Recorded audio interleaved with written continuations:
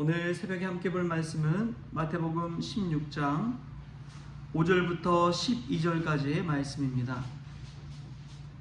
마태복음 16장 5절부터 12절까지 말씀 우리 같이 한 목소리로 읽겠습니다.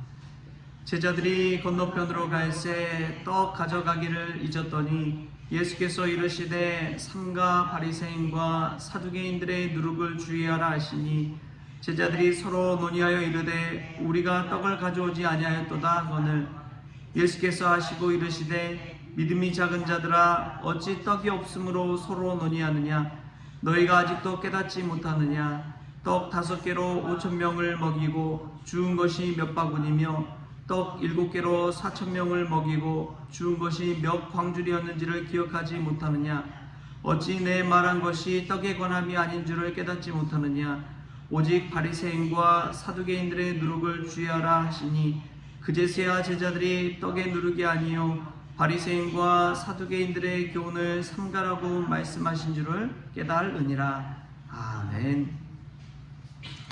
할렐루야. 오늘 말씀 깨닫는 은혜가 저와 여러분에게 있기를 소망합니다.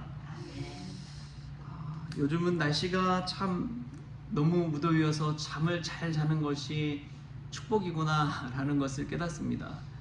너무나 더우니까 잠도 잘 못 자기도 하고요. 더우니까 에어컨을 세게 틀다 보면 이 감기에 걸리신 분들도 종종 있더라고요. 어느 한쪽에 너무 치우치다 보면은 문제가 생깁니다. 우리가 좌우로 치우치지 아니하고 하나님의 말씀을 늘 중심 삼아 살아야 되듯이 어느 적정 수준의 온도를 유지하면서 생활하는 것 그것이 지혜인 것 같습니다. 오늘 말씀에서는 예수님이 제자들에게 아직도 깨닫지 못하느냐 라는 말씀을 2번이나 이야기하죠. 아무리 이렇게 이야기해도 덥다고 에어컨을 세게 트신 분들이 꼭 있죠. 그런 분들이 이제 몸에 무리가 가서 어려움이 생기는 경우가 종종 있습니다. 우리가 오늘 말씀을 통해 주님의 말씀을 깨닫는 은혜가 저와 여러분에게 있기를 소망합니다. 예수님은 바리새인과 사두개인들의 누룩을 주의하라 이 말씀을 2번이나 반복해서 이야기하고 있습니다.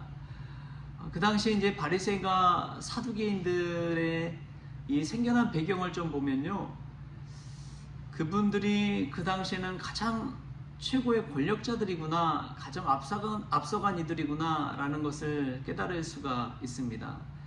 사두개인들은 이제 제사장 계열의 사람들인데 그들은 헬라 문화에 동조해서 그 당시 가장 앞선 그 문화를 받아들인 사람들이지요.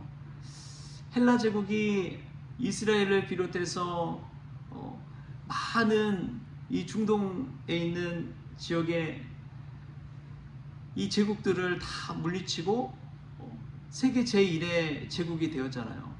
그런 대제국의 문화를 받아들인 그러한 이들이 사두개인들이었습니다.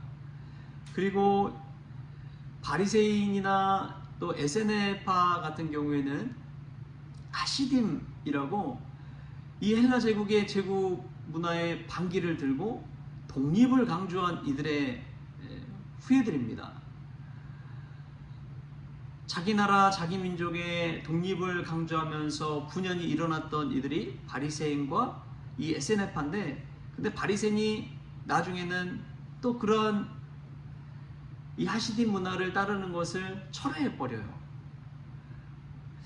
그리고 에세네파는 이 주류에서 떠난 비주류에 머문 사람들입니다.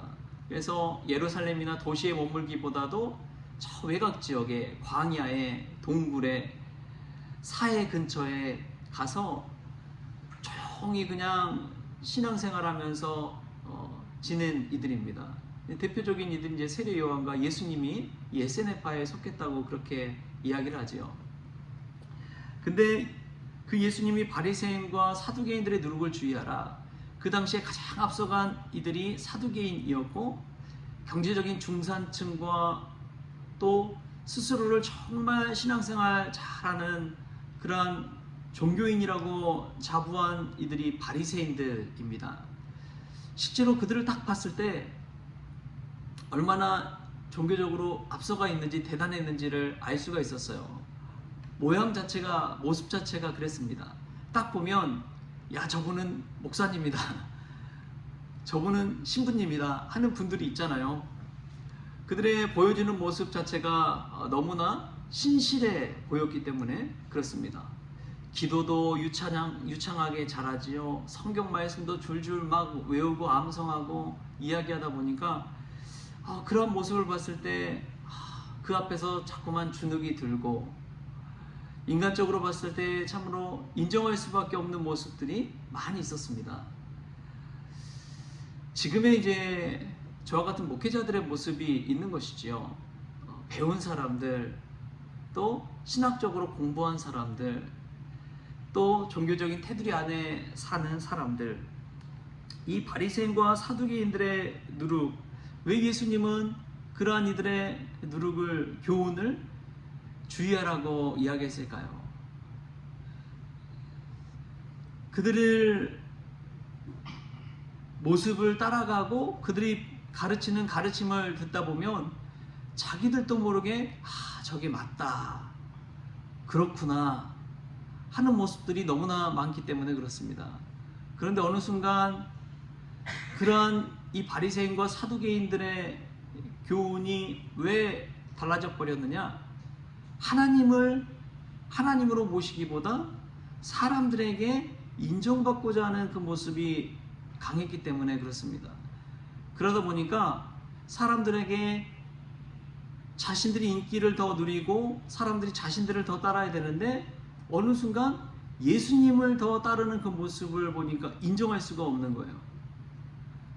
예수님에게 하나님의 아들의 모습이 있지만 자기들보다 사람들에게 더 인기가 있는 모습을 보니까 견딜 수가 없는 거예요. 예수님을 비난하고 예수님 따라다니면서 흠잡을 것이 없는지를 그때부터 눈여겨보기 시작했습니다. 예수님 가는 곳곳마다 바리새인과 서기관들의 이 첩자와 같은 사람들이 다 따라다녔어요. 예수님을 흠잡으려고, 예수님을 배우기 위해서, 예수님을 따르기 위해서 그런 것이 아니라 예수님을 흠잡기 위해서 그렇게 예수님을 따라다녔습니다. 근데 이 바리새인과 사두개인들의 이 교훈을 보면 참 대단한 것을 보게 됩니다. 대표적인 우리가 알만한 사람이 사도 바울이잖아요. 사도 바울 얼마나 대단합니까? 그가 쓴 로마서를 한번 보십시오. 얼마나 논리 정연한지 모릅니다. 그냥 편지를 쓰는 것이 아니라 처음부터 끝까지 이 기승전결을 다 생각하고 쓴 거예요. 이론적인 부분, 실천적인 부분을 구분해서 쓴 거예요. 이 편지를 받는 대상들을 생각해서 이 사람들을 어떻게 하면 설득할 수 있을지, 어떻게 하면 복음에 대해서 제대로 전할 수 있을지를 이 머릿속으로 정말 정리를 잘해서 썼잖아요. 그것을 보면은 이 바리새인들이 얼마나 대단했는지를 알 수가 있습니다. 그러나 그들은 사람들에게 인정받기를 원하고 거기에 너무나 치우쳐버리다 보니까 하나님의 말씀을, 하나님의 뜻을 그대로 받지 못했던 것이지요. 여러분, 우리 한국교회 성도님들 가운데서도 이러한 교훈에 젖어서 살 때가 얼마나 많은지요. 그러다 보면은 성령 충만함을 잃어버립니다. 하나님의 뜻과 하나님의 말씀의 의미를 깨닫기보다도 어떤 한 목사를 보더라도 그 목사의 학력은 어떤지, 그 목사의 외적인 능력은 어떤지, 그 목사의 보여지는 모습과 목소리나 여러 가지 것들을 다 고려하게 되는 것이죠. 그런데 하나님이 사람의 외모로 보다도 사람이 무엇을 본다고 했어요? 중심을 본다고 했잖아요. 사람은 외모를 보지만 하나님은 중심을 보시는 분인 줄 믿습니다. 이런 무엇을 보면서 그 사람을 신뢰하고 있습니까? 바리새인과 사두개인의 누룩을 주의하라는 것은 그의 외적인 것들, 그의 경력들, 그의 사람적인 것들, 그런 것들을 보고 그 사람을 신뢰하고 그 사람의 가르침을 받아들이는 것을 뜻합니다. 그런데 예수님은 그것을 주의하라고 이야기해요. 하나님의 뜻이 무엇인지를 생각해 보라고 이야기합니다. 진정으로 생명을 살리는 것이 무엇인지를 생각하게 하는 것이지요. 여러분, 우리도 그 당시에 이 제자들처럼 깨닫지 못할 때가 얼마나 많습니까? 예수님은 바리새인과 사두개인들의 누룩과 같은 그 교훈을 주의하라고 했는데 떡을 놓고 왔다고 얼마나 단순한지요. 우리가 떡을 가져오질 않았구나, 우리 어떻게 할까, 그것을 논의하고 있는 것을 보고 예수님이 분통이 터졌죠. 우리들은 어떻습니까? 하나님을 믿는 모임을 가진다고 하면서도 어디를 갈 때 항상 1순위로 맛집을 찾아가는 우리의 아주 단순한 모습들 있지 않습니까? 어디 야유를 갔다고 하더라도 간식이나 음식을 챙겨오지 않았다면 그것에 속상해하고 그 실수를 누군가는 타박하고 있고, 그런데 그 모임 의미 자체를 우리가 놓치고 살아갈 때가 있는 것이지요. 오늘 예수님은 그 이야기를 하고 있는 것입니다. 요즘 또 읽고 있는 책이 이제 그릿이라는 책인데요. 엔젤라 더크워스라는 그 심리학자가, 미국의 심리학자가 그릿이라는 개념을 가지고 설명을 하더라고요. 사람은 재능이나 지능이 탁월해서 이 세상에서 잘 살고 성공하기보다도 어떤 자신의 꿈과 비전을 향해서 장기적인 목표를 가지고 끈기를 가지고 열정을 가지고 끝까지 그 일을 해나가는 사람이 결국에는 이 세상에서 잘 살고 성공한 사람들이 된다, 뭔가를 이룬 사람들이 된다, 그 이야기를 하는데 그것을 그릿이다 라고 그렇게 개념을 지었더라고요. 근데 그 모습을 생각해 보면 어느 정도 맞는 부분도 있지만 사람의 노력과 공로를 강조하는 면에서 보면은 약간은 정말 세상적인 개념이구나 하는 것을 생각하게 됩니다. 우리가 아무리 노력하고 열심히 살아도요, 우리가 아무리 똑똑하고 지능과 재능이 있다고 하더라도요, 우리 외적인 분야에서 우리 하나님께서 도와주시지 않는다면 결코 이룰 수 없는 일들이 있습니다. 여러분, 그렇지 않습니까? 내가 한 것은 일인데 하나님의 은혜로 100으로 보여질 때가 있다는 거예요. 아무리 보잘것없다 하지라도 하나님께서 은혜 주시면 그 사람이 탁월한 사람이 되는 것이고 이 세상에서 쓰임받는 사람이 되는 것이죠. 바리새인과 사두개인의 교훈은 내 스스로 가지고 있는 것들, 노력한 것들을 통해서 드러내려고 하는 것에 있습니다.